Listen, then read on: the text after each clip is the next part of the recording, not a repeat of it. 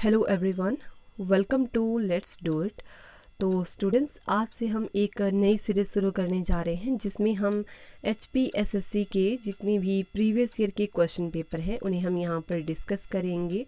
और देखो, ये जो सीरीज़ होगी ये मेनली जो है आपके क्लर्क एग्ज़ाम के लिए, स्टेनोटाइपिस्ट का एग्ज़ाम हो गया एंड जेल असिस्टेंट का जो एग्ज़ाम है जिसका पोस्ट कोड 915 है, इन एग्ज़ाम के लिए सीरीज़ आपके लिए काफ़ी ज़्यादा हेल्पफुल होगी।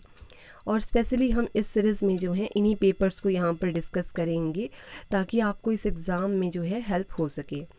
अब देखो, कुछ बच्चों को स्टार्टिंग में थोड़ा सा डाउट भी रहेगा कि मैम क्लर्क और स्टेनोटाइपिस्ट और जेल असिस्टेंट के पेपर के लिए ये सीरीज़ जो है वो हेल्पफुल रहेगी या नहीं रहेगी। तो देखो, क्लर्क और स्टेनोटाइपिस्ट तो इनकी अगर हम क्वालिफ़िकेशन की बात करें तो दोनों की क्वालिफ़िकेशन सेम ही है।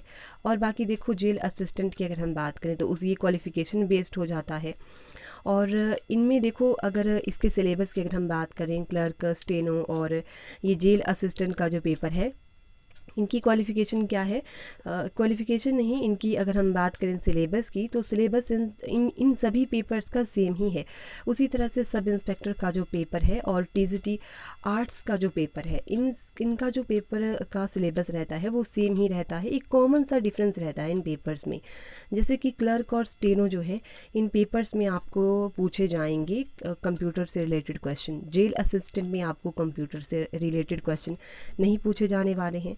और इसी की बात करेंगे TGT आर्ट्स वालों की, तो यहाँ पर आपको पूछे जाएंगे साइकोलॉजी के क्वेश्चन जो कि आपको इस बाकी पेपर्स में नहीं पूछे जाएंगे। तो आपको केवल 10-15 क्वेश्चंस का फ़र्क रहता है जो कि आपको मैं बाकी वाली वीडियो में कवर करवा दूँगी।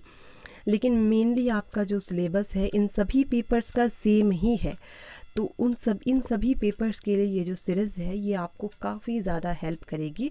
मुझे पता है कि अभी के लिए सब इंस्पेक्टर एग्ज़ाम और TGT आर्ट्स वालों का एग्ज़ाम जो है वो अभी तक नहीं आया है, लेकिन आप अगर ये भी पेपर्स देने वाले हो इन फ्यूचर तब आपको ये सीरीज़ आपको भी हेल्प करेगी इन पेपर्स के लिए। क्लर्क, स्टेनोटाइपिस्ट के एग्ज़ाम होने वाले हैं, इस मंथ भी एग्ज़ाम होगा, नेक्स्ट मंथ भी एग्ज़ाम होगा।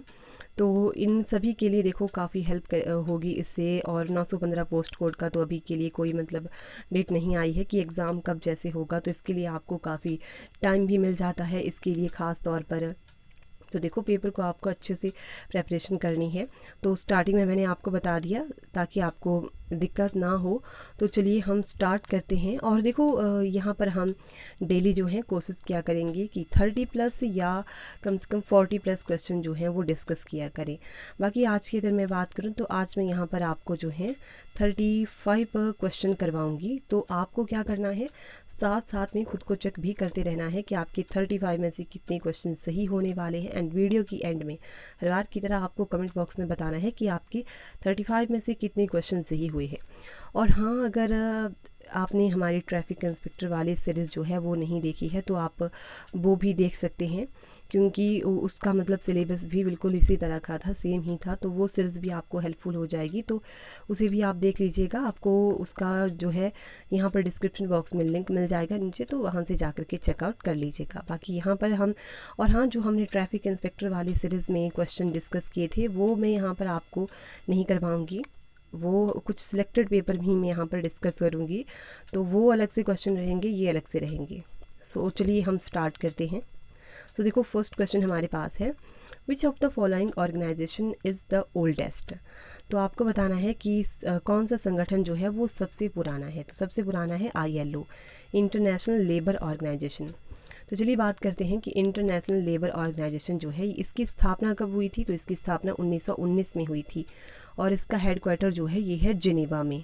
जिनेवा में इसका हेडक्वार्टर है। और IMF की अगर मैं बात करूं तो देखो, IMF की स्थापना हुई थी 1945 में। साथ साथ में देखो, खुद को चेक भी करते रहो और जहाँ पर आपको चीज़ें पता नहीं है उन्हें नोट भी करते चलो। तो देखो, IMF की स्थापना 1945 में हुई थी। FAO की स्थापना जो थी ये हुई थी 1945 में और इसका हेडक्वार्टर है रोम में, जो कि पड़ता है इटली में। और इसकी बात करें WHO की, तो इसकी स्थापना हुई थी 1946 में। तो इस क्वेश्चन से रिलेटेड ये कुछ इंपॉर्टेंट पॉइंट बन जाते हैं जो आपको ध्यान में रखने हैं, और इनके ये पॉइंट्स आपको ध्यान में रखने हैं, इनसे रिलेटेड क्वेश्चन एग्ज़ाम में बन सकते हैं। नेक्स्ट क्वेश्चन की बात करते हैं। In which year was the Indian space research organisation founded? किस वर्ष में भारतीय अंतरिक्ष अनुसंधान संस्थान की स्थापना हुई थी? तो इसरो की स्थापना कब हुई थी? ये हुई थी 1969 में। 15 अगस्त 1969 को हुई थी इसरो की स्थापना। और इसरो का हेडक्वार्टर कहाँ पर है? ये है बंगलुरु में इसका जो है हेडक्वार्टर है। और इसके फाउंडर की अगर हम बात करें कि इसरो के फाउंडर कौन है, तो वो हैं विक्रम साराभाई। नेक्स्ट क्वेश्चन की बात करते हैं। The first summit of SAARC was held at? SAARC का प्रथम सम्मेलन आयोजित हुआ था। तो सार्क का प्रथम सम्मेलन जो था वो कहाँ हुआ था? तो ये हुआ था बांग्लादेश की राजधानी ढाका में। सो ऑप्शन बी इसका राइट आंसर हो जाएगा। अच्छा, मैं अगर आपको यहाँ पर बता देती हूँ कि ये जो मैं यहाँ पर पेपर डिस्कस कर रही हूँ, ये क्लर्क का पेपर है जिसका पोस्ट कोड है 484। और बात करते हैं सार्क की। तो सार्क जो है इसकी स्थापना कब हुई थी? तो इसकी स्थापना हुई थी 1985 में। सार्क की फुल फॉर्म क्या होती है? इसकी फुल फॉर्म होती है the south Asian association for regional corporation. और ये जो सार्क है ये एक इकोनॉमिक एंड पॉलिटिकल ऑर्गेनाइजेशन है और इसमें जो है 8 कंट्रीज़ हैं। 8 कंट्रीज़ में शामिल हैं। और ये 8 कंट्री कौन कौन सी हैं? तो ये है Maldives, Sri Lanka, Bharat, Pakistan, Afghanistan, Nepal, Bhutan, Bangladesh.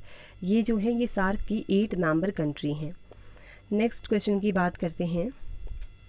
Which one among the following is not a Millennium Development Goal of the United Nation? निम्नलिखित में से कौन सा संयुक्त राष्ट्र का मिलेनियम विकास लक्ष्य नहीं है? क्वेश्चन में आपसे पूछा है नहीं है। तो देखो इसका राइट आंसर यहाँ पर हो जाएगा reduce birth rate and death rate. जन्म दर और मृत्यु दर में कमी जो है ये संयुक्त राष्ट्र का जो मिलेनियम विकास लक्ष्य नहीं है। बाकी इसकी अगर हम बात करें मिलेनियम डेवलपमेंट गोल की, तो इसमें जो होते हैं 8 डेवलपमेंट गोल हैं। इसके मिलेनियम डेवलपमेंट गोल में कितने गोल हैं? तो ये 8 डेवलपमेंट गोल्स हैं। और इसे स्थापित कब किया गया था? तो इसे 2000 में स्थापित किया गया था। बाकी यूएनओ की अगर हम बात करें, यूनाइटेड नेशन की अगर हम बात करें यूएनओ की, तो ये इसकी फुल फॉर्म होती है यूनाइटेड नेशन ऑर्गेनाइजेशन। और अभी इसके जो सेक्रेटरी जनरल हैं वो कौन है? ये है एंटोनियो गुटेरेस। और यूएनओ की स्थापना कब हुई थी? तो ये हुई थी 1945 में। 24 अक्टूबर 1945 को हुई थी यूएनओ की स्थापना, यूनाइटेड नेशन की। नेक्स्ट क्वेश्चन की बात करते हैं। Amnesty international is? Amnesty international है तो आपको बताना है ऑप्शन देख के कि एमनेस्टी इंटरनेशनल जो है क्या है। तो इस क्वेश्चन का राइट आंसर हो जाएगा यहाँ पर ऑप्शन सी, एक वैश्विक मानवाधिकार आंदोलन, a global human rights movement. तो एमनेस्टी इंटरनेशनल जो है ये कहाँ पर है? ये लंदन में स्थित है। और ये जो है एक नॉन गवर्नमेंटल ऑर्गेनाइजेशन है। और इसका फोकस किसके ऊपर रहता है एमनेस्टी इंटरनेशनल का? तो इसका फोकस ज़्यादातर जो है ह्यूमन राइट्स के ऊपर ही रहता है।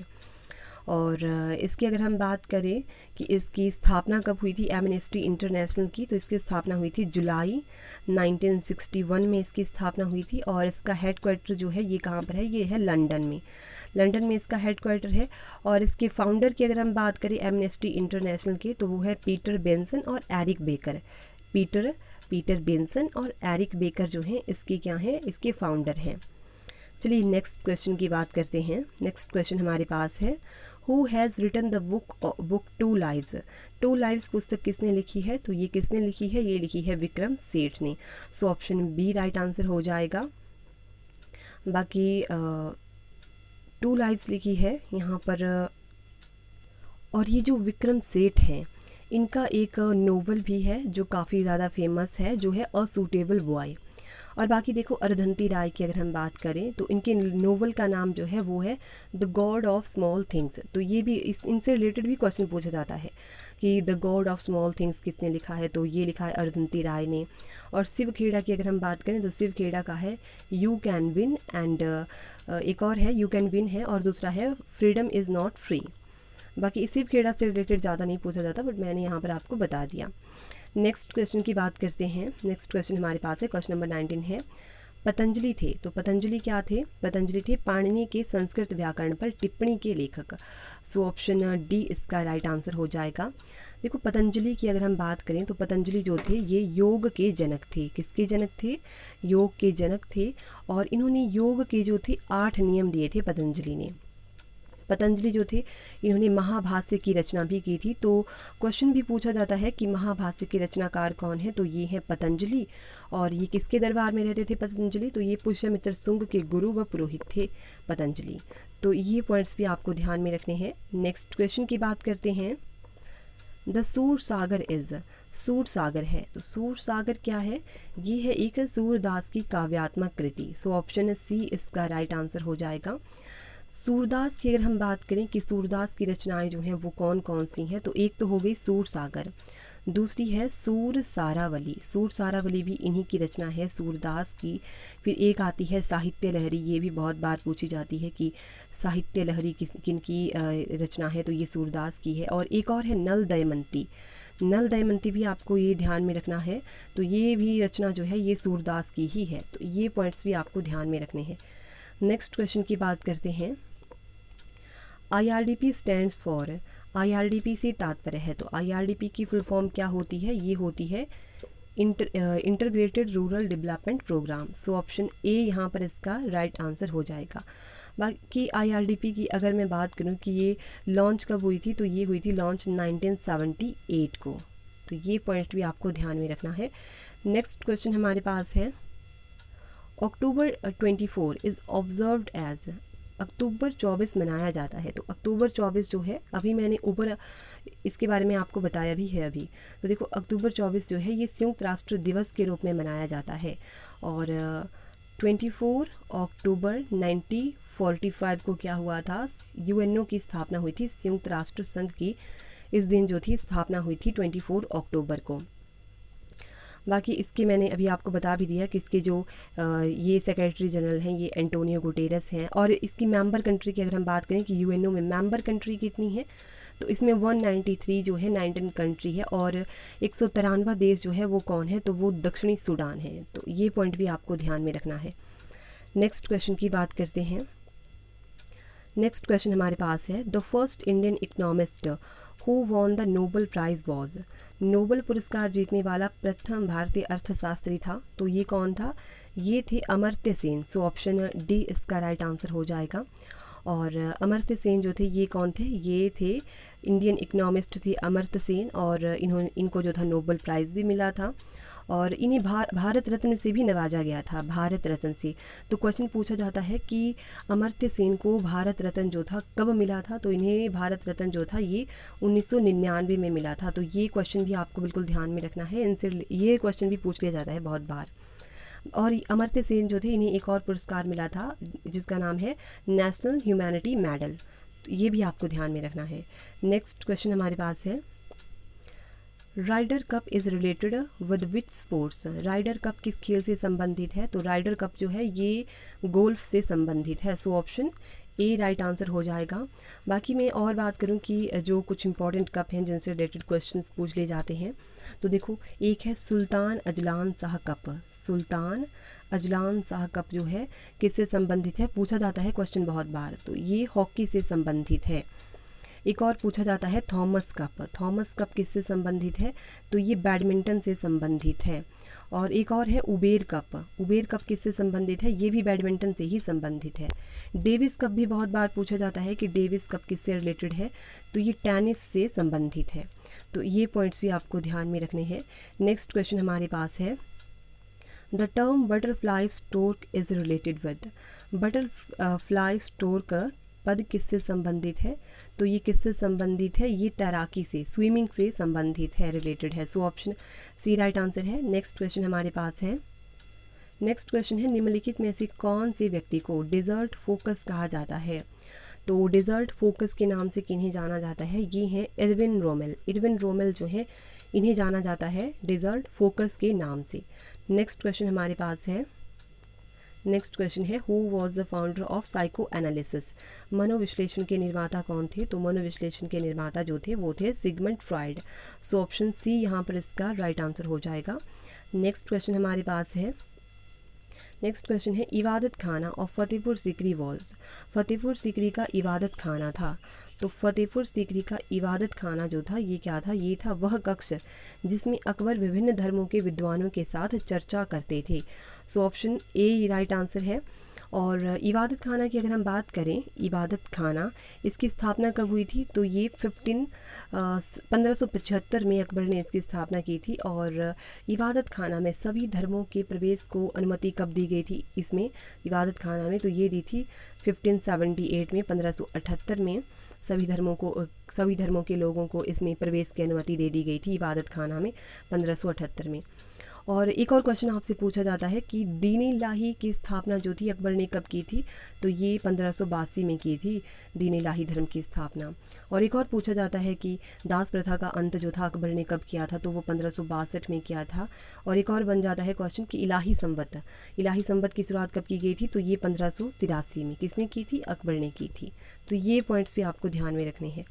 नेक्स्ट क्वेश्चन की बात करते हैं, निम्नलिखित में से कौन सी पंचवर्षीय योजना के अंतर्गत गरीबी हटाओ का नारा शामिल था। देखो आपको जो है ना पंचवर्षीय योजना से रिलेटेड जितने भी क्वेश्चंस बन जाते हैं, मतलब ये टॉपिक आपको अच्छे से करके जाना है। HPSSC में ये क्वेश्चन जो है बहुत बार पूछा जाता है, मतलब हर पेपर में आपको पंचवर्षीय योजना से रिलेटेड क्वेश्चन जो है वो देखने को मिल ही जाएगा।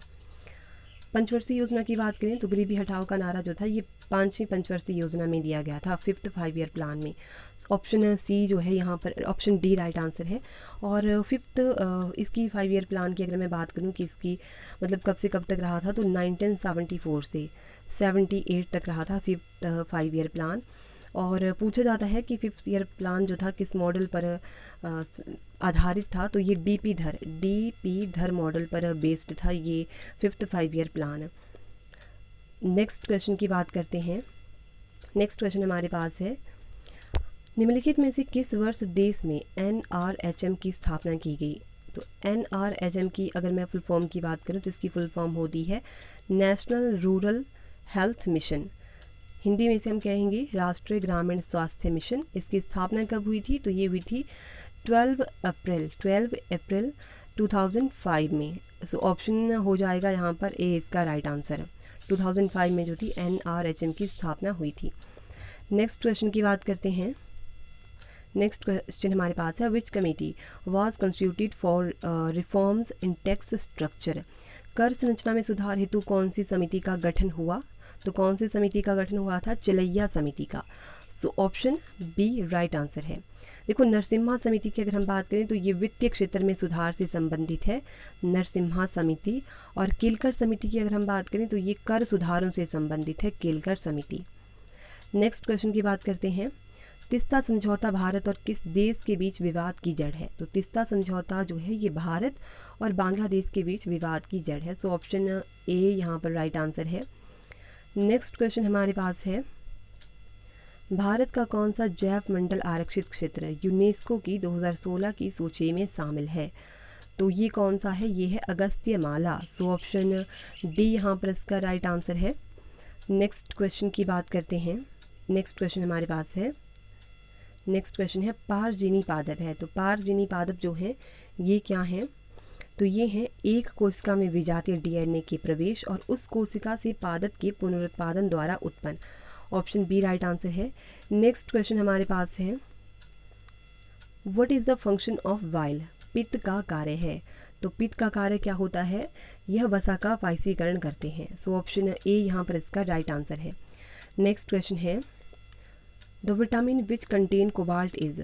कौन से विटामिन में कोबाल्ट होता है, तो कोबाल्ट कौन से विटामिन में होता है, विटामिन B12 जो होता है इसमें होता है कोबाल्ट। बाकी देखो विटामिन B12 की अगर हम बात करें इसका रासायनिक नाम क्या होता है, साइनोकोबालमीन इसका रासायनिक नाम है। विटामिन B6 जो है इसका रासायनिक नाम क्या होता है, ये होता है पायरिडॉक्सिन। विटामिन B1 जो है इसका रासायनिक नाम होता है थायमिन। और विटामिन B2 जो है इसका रासायनिक नाम होता है राइबोफ्लेविन।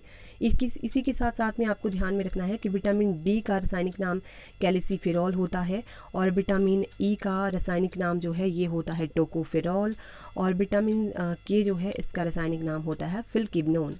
तो ये पॉइंट भी आपको ध्यान में रखने हैं। नेक्स्ट क्वेश्चन हमारे पास है, निम्नलिखित में से कौन सी बीमारी का वाहक एडिस एजिप्टी है। तो देखो चिकनगुनिया जो है, चिकनगुनिया इस डिसीज़ का वाहक जो है वो कौन सा है, वो है एडिस एजिप्टी। बाकी मलेरिया की अगर हम बात करें, ऑप्शन बी की अगर हम बात करें, तो मलेरिया जो है इसका परजीवी कौन होता है, वो होता है प्लाज्मोडियम। प्लाज्मोडियम इसका परजीवी होता है और इसका वाहक मच्छर कौन है, वो है मादा एनोफिलिस। और एड्स की अगर हम बात करें तो एड्स जो है ये किसे प्रभावित करता है, ये WBC को, WBC यानी कि हमारी प्रतिरक्षा प्रणाली को प्रभावित करता है और इसके विषाणु का नाम होता है HIV। ये पॉइंट भी आपको ध्यान में रखने हैं। नेक्स्ट क्वेश्चन हमारे पास है, एथलीट फूट किसके द्वारा होता है, athlete foot is caused by. तो एथलीट फूट जो है ये किसके, ये फंगस से फैलता है। So option A right answer है। देखो फंगस की अगर मैं बात करूँ कि फंगस से जो है वो कौन कौन से डिसीज़ होते हैं, तो फंगस से जो है एक तो दमा हो गया, फिर एथलीट फूड हो गया, खाज हो गया, ये इससे फंगस से फैलता है। और इसी के साथ साथ गंजापन और दाद, ये जो होते हैं ये किससे फैलते हैं, फंगस से। तो ये पॉइंट भी आपको ध्यान में रखने हैं। नेक्स्ट क्वेश्चन हमारे पास है, निर्भय इज़ अ, निर्भय है एक, तो निर्भय क्या है, एक सबसोनिक क्रूज मिसाइल है। So option A right answer है। नेक्स्ट क्वेश्चन हमारे पास है, project seabird is connected with. Project seabird किससे संबंधित है, तो ये किससे संबंधित है, ये है भारत की पश्चिमी तट पर ग्रीनफील्ड नौसैनिक अड्डा, greenfield naval base at west coast of India. Option A right answer है।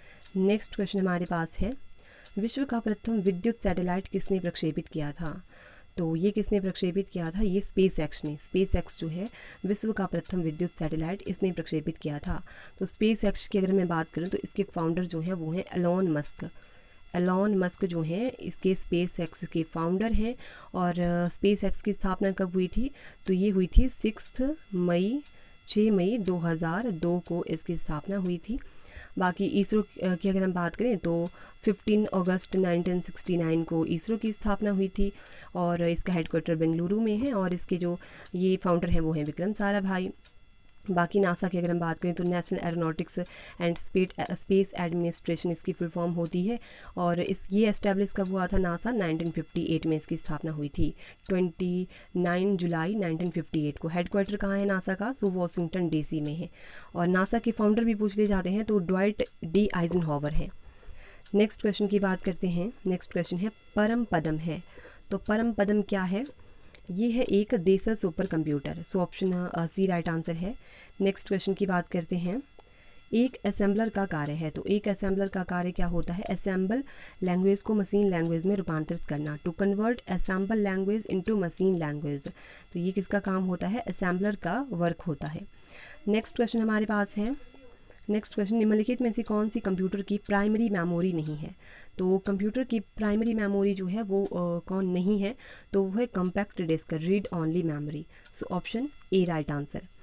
नेक्स्ट क्वेश्चन हमारे पास है, क्वेश्चन नंबर 45 है, व्हाट इज़ URL। URL क्या है, URL की फुल फॉर्म की अगर हम बात करें तो इसकी फुल फॉर्म होती है यूनिफॉर्म रिसोर्स लोकेटर।